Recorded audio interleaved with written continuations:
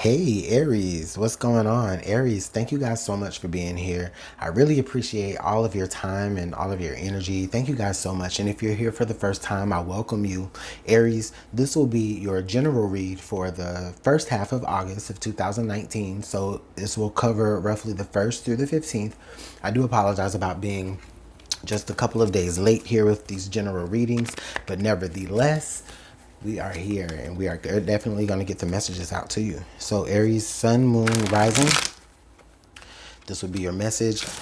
Keep in mind that these are general, so they won't always resonate. Just watch your moon and your rising, or you can come back to the videos later and see how they hit for you then. All right, so let's go ahead and dive right on into the energies. Aries, energies for Aries for the first half of August of 2019. Oh, you know what? I forgot. I don't know if I said this in any of my other videos. I forgot. But Luminant Libra Tarot will be 1 year old on the 24th of this month. So I'm super, super excited. I just thank you guys so much for just being with me here this whole year. I've learned a lot in this year, and I've probably my videos have probably changed a lot over the years too, as far as from those first ones. But I just thank you guys who have been there from day one. I appreciate it. Okay, so Aries, first half of August of 2019.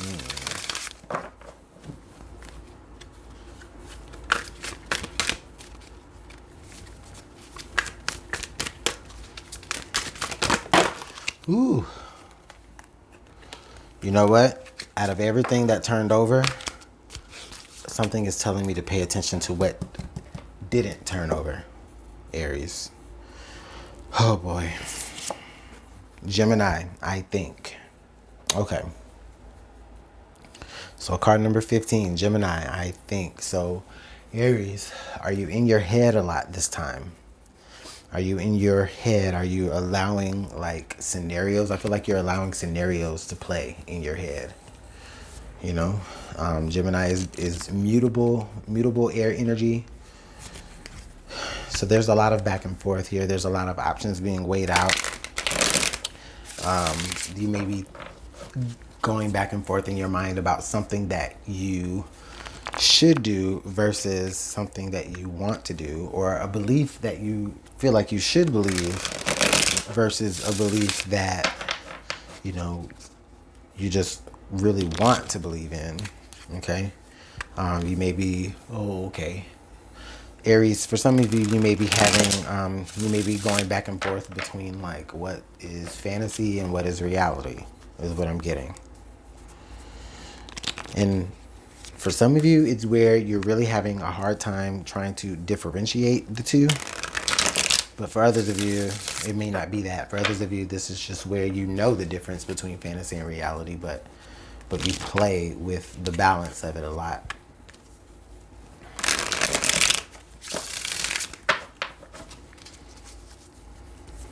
Yeah. I say I'm just looking at that big full moon that's right behind there. Yeah. I feel like for a lot of you, you're not really trusting your intuition a lot. Like you feel certain things, but then it's like, but you begin to try to think and rationalize it. And because it's not able to be rationalized, you're not able to really trust in that intuitive feeling, but that intuitive feeling is still there, you know? Let's take a look at some other energies here. No.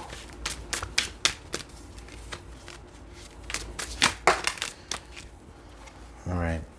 So we have cards, fate. Okay, Aries. So, you could be feeling a certain way about how something has played out for you. You feel like there's really no other option. There's really nothing you could really do to get around something. This is the cards that you were dealt. You know, this was the situation. It came out again. Okay. All right. We have ladybug luck. Okay, so Aries, what I'm feeling here is there's been a lot of things that have been happening to you that for the most part, it's like, why is this happening to me? Like, I don't understand, you know. For some of you, it may be strokes of good luck. For others of you, it may be strokes of just a little bit of bad luck, you know. But either way, I do feel like I really feel like it's karmic, right? It's karmic. So whatever you're feeling, whatever luck you're experiencing, whether it is on the positive or negative side of the spectrum, it is because it's something trying to balance itself. Okay, it's your energies, your twin energies here, and not to say because you aren't a Gemini, right? But this is where, you know, just that's the mind frame. That's the way that you're thinking about things right now is is very two-sided. Okay, so it's like, all right, so all of these things are happening to me right now because of a karmic thing that's going on, or because I'm getting my karma back, right? Because these, you know, that's fate. That's how kind of a little bit of how fate could work sometimes. But I can't think like that, you know. Like I just can't think like that. It's like you just kind of choose to be a fundamental Aries and choose to rebel against what you actually kind of maybe see before you a little bit. But it's not really because you don't really see it with your eye. You see it with your third eye. Let's take a look and see what the tarot has to add into this.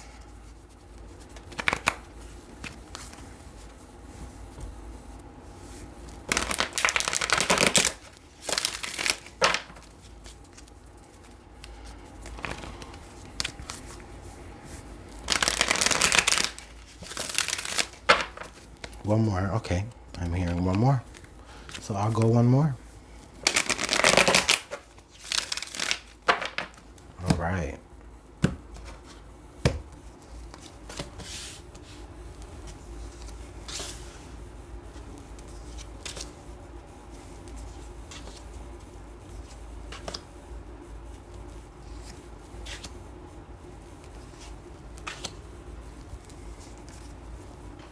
Okay, so we have the Seven of Swords coming up here in the central energies. All right, so now I'm getting a little bit of a reason as to why you're not really trusting in your intuition. I feel like for some of you,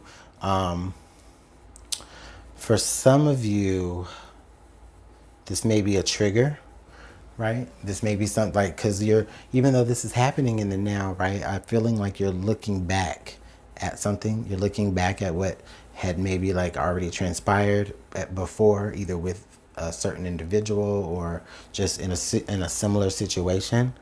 So there's a certain trigger that or maybe for some of you there's a certain lesson. There's a certain lesson that you keep having to repeat.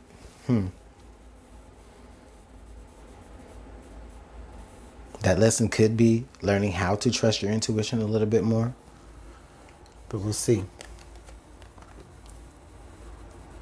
So we have the Alchemist here. Yeah. Okay. So what I'm really seeing here is what I'm seeing so far right here is where you guys are, you know, taking an experience that you've had before, and because it's been so closely related to what you're going through in the now, you're able to apply it to how you can work things out in the now. Okay, you're able to use a certain aspect of what you have gone through as a tool to really get you through what you're trying to learn now. I mean, and that's really what it's all about anyway. Okay, things might be coming a little bit easy for you as far as manifestation goes, and that's probably why you're feeling a little bit lucky. But it may not be that you're especially lucky. It's just maybe that in this time right now, you know, you've really been able to manifest the things that, you know, that you want, and it's maybe has been just not intentional.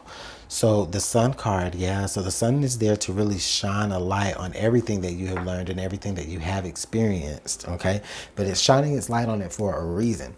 All right, it's really trying to get you to see something, but again, you're still turning away because you're still looking back at the experience that you had before. But the sun is really shining its light, and I really feel like for you, it's where you didn't really know that you had the tools, so you were really just kind of living life and just manifesting things and not realizing that you were manifesting things, whether it was good or bad. But the sun is really here to shine its light and to show you, all right, this is how you manifest these positive things, and the things that you are manifesting are going to be lucky. I do feel like with that sun card, it is the most positive card in the deck. So you know, it is that bright energy, that innocent energy as well. And we are in Leo season as well, so it is definitely representative of Leo as well. And look at there, now we have the Ace of Pentacles, so we also kind of have, the sun again. I didn't realize it was blurry there. But anyways, so we kind of have the sun here again as we take a look at this energy. So we have the Ace of Pentacles. We have this big cosmic yes, right? So even though you don't even know how much positivity that you're about to step into, you just know that I'm not trying to have an experience like I had before, right?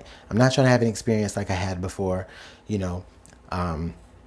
Maybe if I walk forward far enough, you know, maybe I'll, you know, let's see how far the tether can stretch. But really, what I'm really seeing here is that, Gemini, you're creating your own fate by any means necessary. You're creating your own fate, and it is positive, and it is going to open up doors to success and stability. Okay. The Princess of Cups is letting me know, Aries, that you guys are, not only are you taking what you have learned and applying it to what you're going through, but you're also doing it in a very creative sort of way, okay? You've been able to take what you've learned and identify a different element of your life to where you can apply it. So you may have been learning different things, and you've maybe have been taking different things in, all cerebral, right? Or you may be doing that now because you have been so creative, or it's allowing you to take those things that you've learned within your mind and process them in a very, very creative way. This is, again, you tapping into another element of yourself that you probably didn't even know that you were aware of. So for some of you, you may be tapping into a lot of intuitional feelings and intuitional, just a lot of your, you just maybe, just in the vibes and just feeling very intuitive, but you're not really trusting of that intuition, as I said before. The Prince of Wands. So this could be you, Aries, here.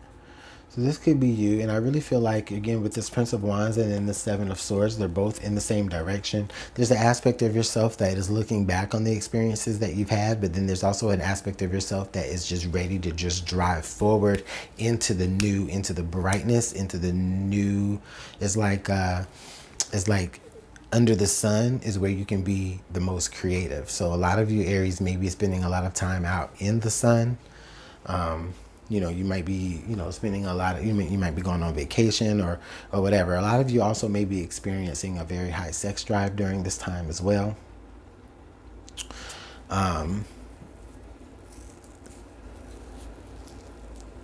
Okay, a lot of you may even take the idea of sex and do something creative with the idea of sex and make it make some money. I don't know. I mean, that's a testament to the day and age and the culture that we live in, where, on social media is like sex sells, and everywhere you go, you're like being bombarded to subscribe to someone's account where you can see them do whatever, right? I don't know. Aries, you guys might be kind of into that. You know what I'm saying? I mean, it might not be every Aries, but for some of you, it could be. All right. And if that's you, that's your prerogative. That's fine. That's your particular experience that you are manifesting for yourself. And if that's what you want to do, guess what? It's all positive, baby. Hopes and fears here is the Princess of Wands. Okay. So Aries, there may be someone that you maybe feel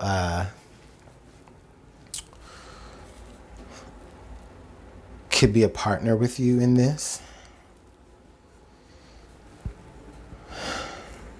There may be someone that you feel very, very attracted to around this time. They could be the experience that that you had to learn from, but not necessarily. It may be the experience that you're learning from now, that you're stepping out of and that you're stepping away from and into a more lucrative future for your own self. But I think that there's a hope and fear here that you're always going to be connected to this person. And I do feel like with it being the prince and the princess, and then a princess here again, you might be caught in between. You might be in a third party situation between someone that between two people that you really, really have a lot of passion for. Someone that you're really, really, really sexually attracted to versus someone that is more like a muse and inspirational to you. And it's like you want both of them. And oh yeah. And that's where you're kind of caught here in the middle here, is because you're in between two good places, right? It's like, how lucky can you Aries be? Oh, I got a choice to make, and it's between two beautiful people, right? Oh, Aries. But that could be that could be the case for you. It doesn't have to be. But I think that's, if it's not two beautiful people, it's two situations, right? Or two people are vying for your attention, or two situations are calling for your attention, a situation or an endeavor that is calling you to be creative, and calling you to be very in tune with, like, manifesting and whatever. And then there's another situation that's calling you to be,